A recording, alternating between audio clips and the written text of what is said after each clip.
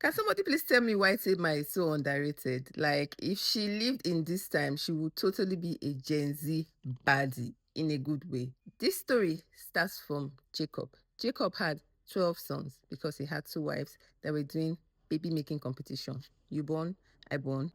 Judah is one of the sons, and like most men, he grew up and left home and made a family for himself. He married a Canaanite woman, had three sons, Onan, and Shelah.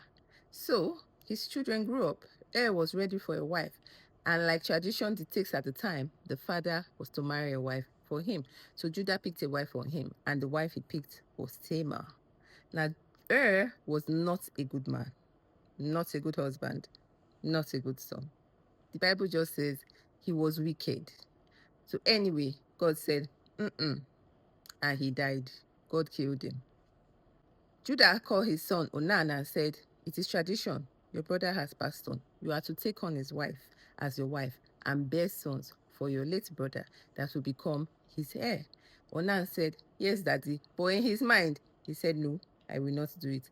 Whenever he came together with Tamar to make babies, he would withdraw and pour his seed on the floor when it is time for him to do what he's supposed to do. And he did this a few times. And God became angry with Onan. And God said again, mm-mm. God killed him. And that was how Onan died. At this point, Judah became scared and said, only one son left. Is this girl not killing my sons? I hope. Judah called Tamar and said, "Tamar, I know your right is Shelah. You are to be married to Shelah, but Shelah is too young. So this is what is going to happen. You are going to go to your father's house and wait until Shelah grows up, and then you will be married to him."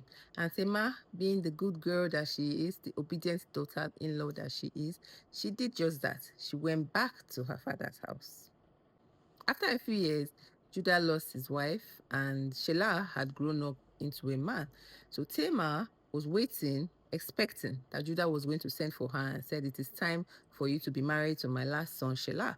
But that did not happen because you and I know that Judah never had the plan to call her back to the house. Tamar decided that she had to do something about it because she understood the assignment. She knew that the line of Judah was too important to mess with. It had to be intact. The line of Judah had great significance. She didn't know why, but she understood. And I'll tell you why.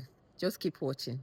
So Tamar heard that Judah was going up to the mountains, to the fields, to take care of his sheep. And she said to herself, she had to do something about the situation. She took off her widow's clothes and put on the clothes for like hookup girls and put on a veil and went to stand by the junction of where she knew her father-in-law was going to pass. While she was standing there, Judah was passing and he looked at her and said, young lady, okay, can we run some things? The girl was like, okay, very simple. How much are you going to pay me? Of course, you know these people, they negotiate first before the action starts. So anyway, Judah says, "I don't have anything on me right now, but I promise I will send you a goat because my animals are not far away. They are just back here. I will send a goat to you." She now said, "Well, how can I trust you that you will send me these goats? This is what we are going to do. You are going to give me the seal, which is what makes him, which is his name, basically.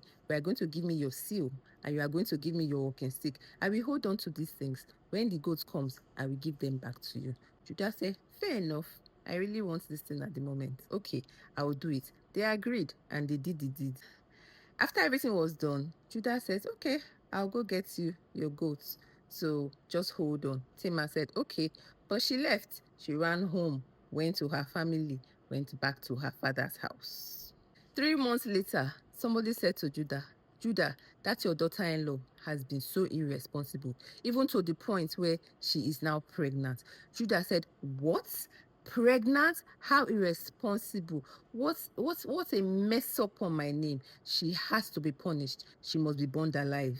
People began to get the fire ready. The firewood was coming. The kerosene was coming. Everything was getting ready. Tamar sent someone with the seal and with the walking stick and said, "Fast, run, give this to my father-in-law and tell him that the owner of these things is the father of my child." When the things got to Judah, Judah was in shock And Judah said, "Hey, this girl is more righteous than I am. I am ashamed because I denied her of her right to marry Shelah." Judah stopped the punishment, of course, but Judah never slept with her again.